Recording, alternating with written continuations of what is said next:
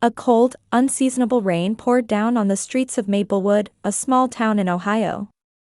Margaret Reed gazed at her reflection in the window of her bookstore. Pages passed, as she adjusted her hair. Her eyes still held the sparkle of her youth, but since the tragedy 4 years ago, there was always a shadow lurking behind them. "I'll be closing up early this afternoon," Margaret told Eliza, her only employee. "I have to prepare for my sister's wedding." Eliza smiled as she dusted off an old book. "As her big sister, you must be so proud." Margaret returned only a vague smile. Proud, was that how she should feel? She knew she should be happy that Vanessa was getting married.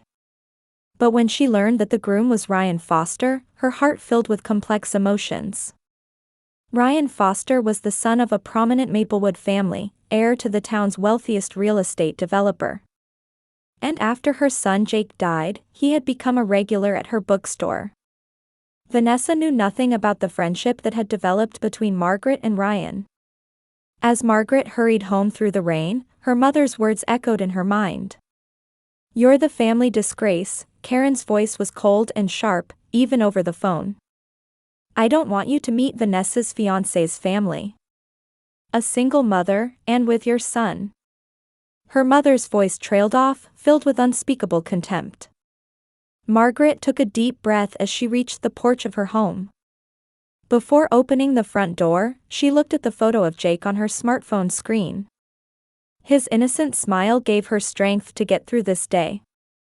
"I'm home," she called as she entered the living room. Her parents were already dressed formally, sitting on the sofa. Her mother Karen wore what looked like an expensive pearl necklace, while her father Thomas appeared tense in his black tuxedo. "Finally, you're back," Karen said, checking her watch. "We leave in an hour." Vanessa has already started getting ready at the venue. Thomas's demeanor reflected the steadfastness he had developed over years of running a construction company. "Margaret, please don't cause any problems today." "Problems? What do you mean?" Margaret asked quietly. "I'm just attending my sister's wedding." "About your situation?" Karen answered, carefully choosing her words. "The Fosters are the most respected family in town. Ryan's father is the president of the golf club, and his mother heads a charity organization. What are we supposed to say if they ask about you?" Margaret gave a bitter smile. "Why not tell the truth? That I run a bookstore and lost my son in a car accident 4 years ago." Silence fell over the room. Thomas lowered his eyes to his newspaper, and Karen pursed her lips. Neither of them wanted to talk about the death of their grandson. It had become a forbidden topic in the family.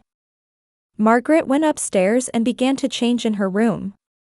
As she put on her dress, she looked out the window. The rain had stopped, and the sun was beginning to show. Ironically, the weather, at least, promised to be perfect for a wedding. Standing in front of the mirror after finishing her makeup, Margaret picked up a small box from her nightstand. Inside was a picture book that Jake had loved most. A gift for Ryan. She hesitated whether she should give it to him on her sister's wedding day, but she knew that Ryan had a special attachment to this book. Jake and Ryan's nephew had been classmates, and they had loved the same story. The doorbell rang, and Margaret started. Before leaving her room, she gave a small nod to herself in the mirror. Today was her sister's special day. She would set aside her pain and family conflicts and celebrate Vanessa's happiness, she promised herself. "Margaret, hurry up," her father's voice echoed from downstairs. "We're leaving." Taking a deep breath, Margaret started down the stairs.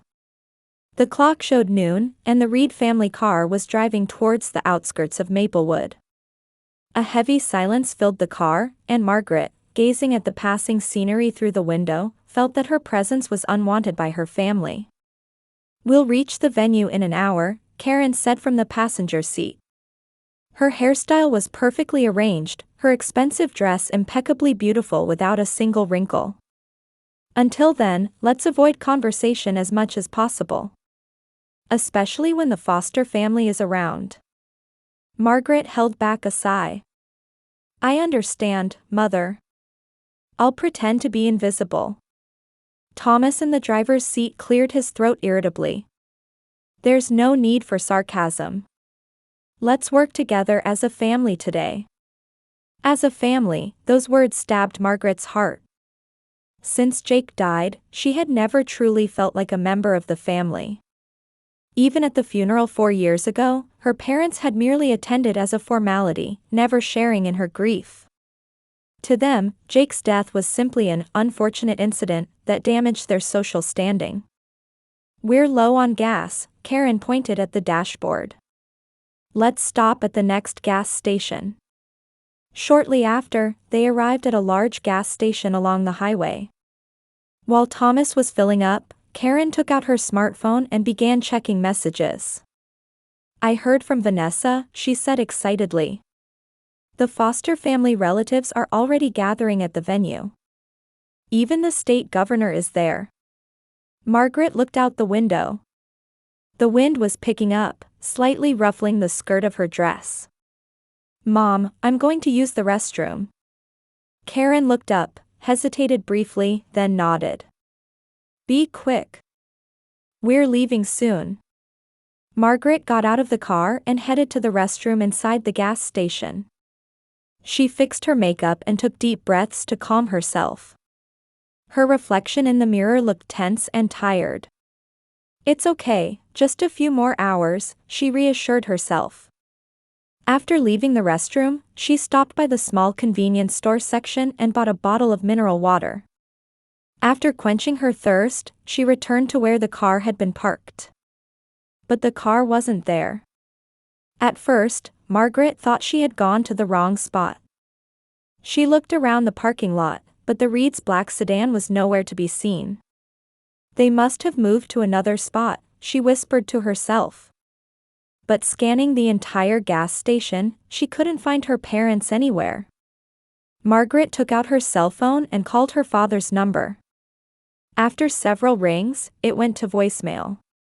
She tried her mother's number next, with the same result.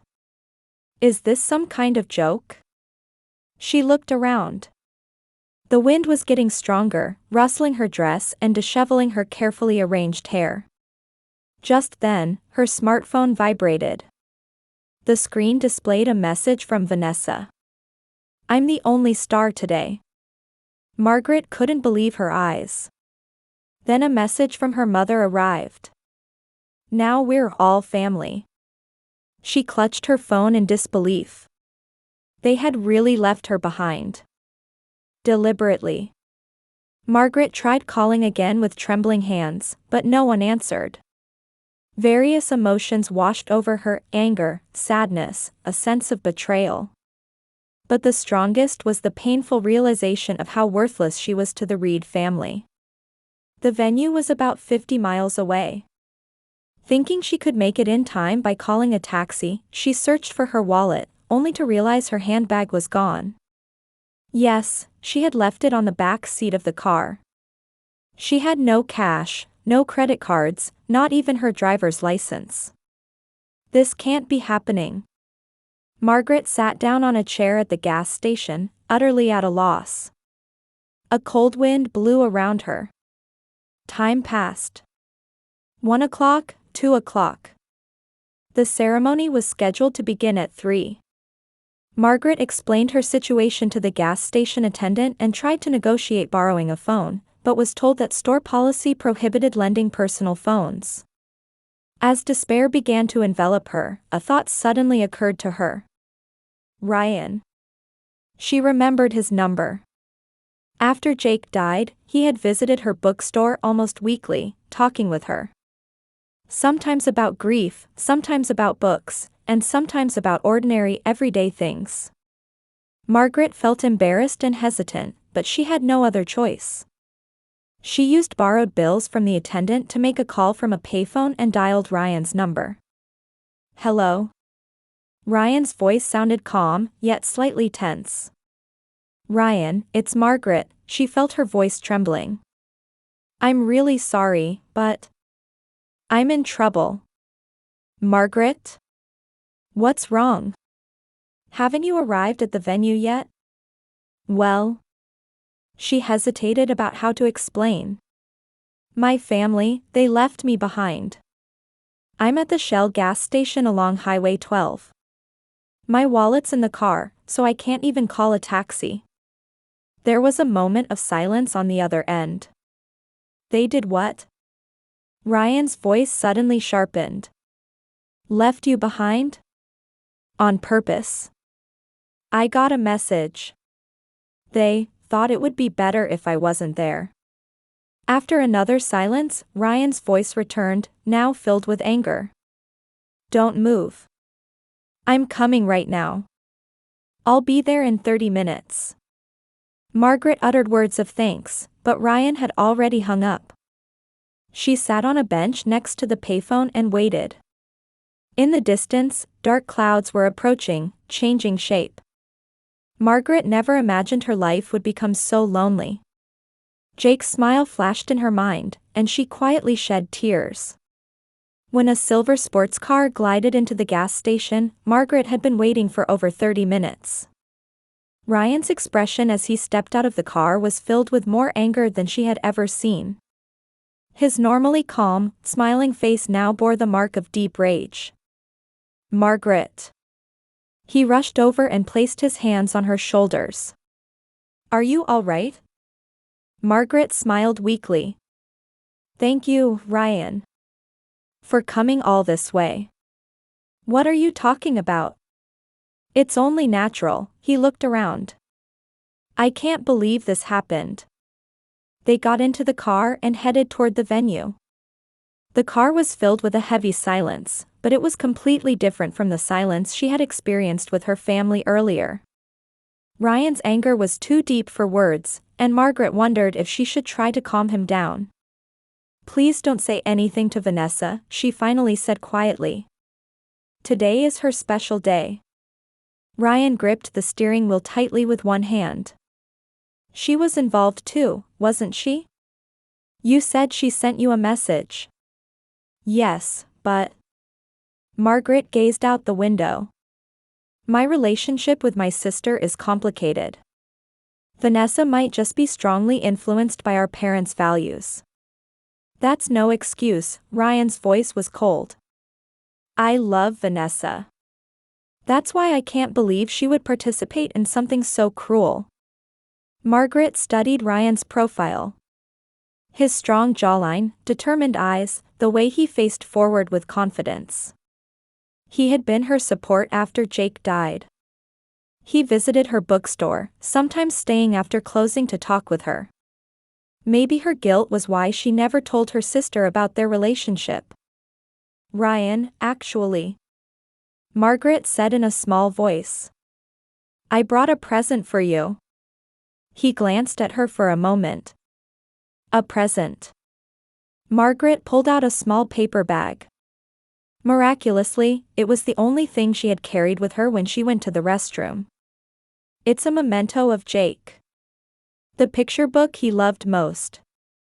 The one your nephew liked too. Ryan's expression softened. When they stopped at a red light at the next intersection, he took the bag and pulled out the book. The Boy Who Counted Stars, an old picture book, but beautifully preserved. I remember. His voice trembled. Jake and my nephew Michael used to read this together. They were in the same class, Margaret smiled. Both loved astronomy. Ryan turned the pages and found Jake's name written on the first page. Underneath, in childish handwriting, it said, "Stars are my friends." Margaret. Ryan was at a loss for words. Thank you so much. You're important to me, Ryan, she said quietly. So please don't ruin the wedding over what happened today. I'll be fine. Ryan carefully put the book back in its bag and resumed driving. No, you're not fine. And neither am I. This isn't just a mean prank. This is... He searched for words. This is something that can't be forgiven as a human being. When they arrived at the venue, many luxury cars were parked in the lot. Margaret spotted the Reed family car. Her chest tightened. The entrance to the venue was beautifully decorated with flowers, and elegant music was playing. As they opened the door, they were immediately greeted by the venue coordinator. Mr. Foster. A young woman rushed over. Everyone's waiting. The ceremony begins in 30 minutes. Thank you, Jessica, Ryan answered in a composed voice. This is Margaret Reed, the bride's sister. A momentary look of confusion crossed the coordinator's face. Oh, yes. Ms. Reed. Actually. Is there a problem? Ryan's voice lowered. No, just. Jessica seemed to be choosing her words. The bride's family is already seated. They said. What did they say? Ryan's voice grew colder. Jessica apologetically replied, I was told Ms. Margaret wouldn't be coming. The family seating arrangement is. It's fine, Margaret smiled, touching her arm. I can sit somewhere in the back. No, Ryan's voice was resolute. Margaret is family. She sits in the front row. When they entered the venue, many guests had already gathered. The hall, decorated with luxurious ornaments and flowers, was truly fairy tale beautiful. Margaret spotted the Reed family.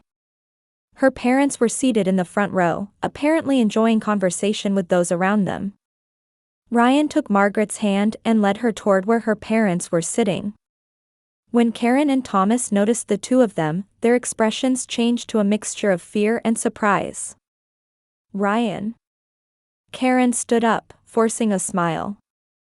It's bad luck for the groom to see the bride before the ceremony. Yes, Karen, Ryan's voice was cold as ice. But what's in front of me right now is not the bride, but the daughter you deliberately abandoned. A corner of the venue fell silent. Thomas cleared his throat uncomfortably. What are you talking about, Ryan? He lowered his voice to avoid being overheard.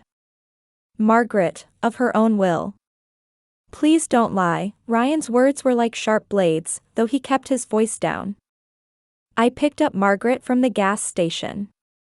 I know about the messages she received. Just then, Vanessa appeared from another room.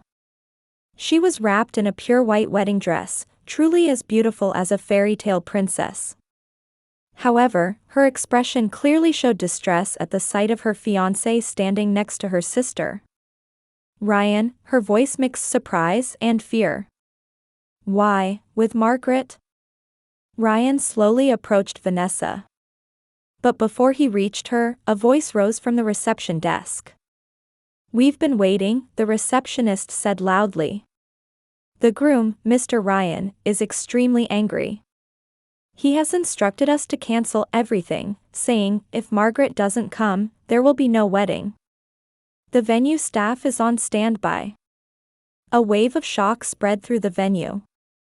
Guests looked at each other, and small whispers began to circulate. Members of the Foster family also stood up, clearly confused. What is the meaning of this?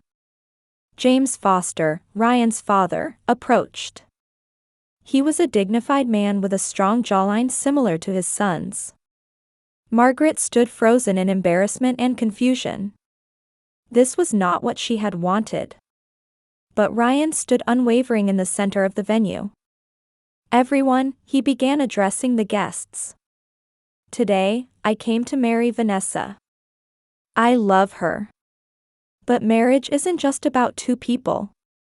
It also means connecting with family. He looked toward Margaret. For 4 years, Margaret has been my support. Her son Jake was in the same class as my nephew and was his best friend.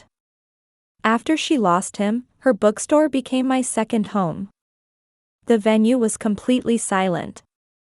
Vanessa's face had turned pale, and Karen looked like she might collapse into her chair. And today, her family deliberately left her at a gas station. Without a wallet or phone. Why? Because she's the family disgrace. Thomas tried to speak, but Ryan continued. I declare that I will reconsider marriage with a family that cannot respect Margaret. She is not someone's disgrace, but a strong, caring, wonderful woman. I cannot accept values that deny her existence. Vanessa stepped forward, tears streaming down her face. Ryan, please. Her voice trembled. This is a misunderstanding. Margaret stepped forward and took her sister's hand. Vanessa, we need to talk. Right now, here, she said in a quiet but firm voice. And Ryan, you too. Jessica immediately guided the three to a small private room. Once inside, Vanessa took a tissue with trembling hands, desperately trying to fix her makeup that was on the verge of collapse. You've ruined everything, she said bitterly. Happy now? Margaret was hurt by her sister's words but kept her expression unchanged. Vanessa, I'm not trying to ruin anything. Rather, I'm trying to save your wedding. Save it. Vanessa gave a sarcastic smile. By showing up with the groom and exposing such embarrassing truths in front of everyone? Embarrassing truths? Ryan interrupted. His voice shook with anger. It's certainly embarrassing that your family abandoned your sister, but my friendship with Margaret is nothing to be ashamed of. Margaret stood between them. This is not the time to blame each other. Ryan, you shouldn't cancel the wedding over our personal issues. This is your and Vanessa's day. But what they did. I know it's unforgivable, Margaret cut him off. But there must be another solution. Silence spread through the room. Vanessa stood by the window, looking outside. Her shoulders trembled slightly. Vanessa, Margaret called gently. Would you tell me the truth? Why does our family try so hard to keep me away? Is it just a matter of social appearances? Vanessa slowly turned around. Her face showed a vulnerability that Margaret hadn't seen in years. Do you really want to know? Her voice was small. I do. Vanessa took a deep breath and closed her eyes. Jake's accident. Margaret's body tensed. It always did when Jake's name came up. His death was an event that had forever changed her life. What about it? The truth is. Vanessa's voice trembled. The car Jake was in, it belonged to my friend. Margaret gasped. What are you saying? It was my college friend Amanda's car. She was driving drunk. And Jake. Vanessa's words broke off, and she began to cry. Amanda's brother and Jake were friends, and she had promised to take them to a movie that day. But Amanda had drunk too much at a party the night before. Margaret nearly collapsed into a chair. Ryan supported her. Did the police know about the drunk driving? Margaret's voice trembled. No. Amanda's father is an influential lawyer in this town, and he handled the evidence. It was treated as just an unfortunate accident. And you knew, Margaret's voice was cold. You knew for 4 years. Vanessa nodded. She was now sobbing. Mother knew too. I confessed to her. But she said, stay quiet for the family's reputation. Amanda's father is Mother's favorite society friend. Ryan's face reddened with anger. This is criminal.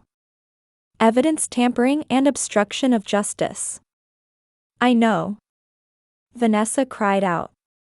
I suffer with it every day. Every time I see Margaret living without knowing the truth about losing her son. The room fell silent again. Margaret walked to the window and gazed at her reflection in the glass. Various emotions swirled in her heart: anger, sadness, the pain of betrayal. But strongest of all was a strange sense of release, that suddenly everything made sense. So that's why you all kept me at a distance, she said slowly. Out of guilt. At first, yes, Vanessa quietly admitted. But as time passed, your presence reminded us of our sin. Especially for Mother.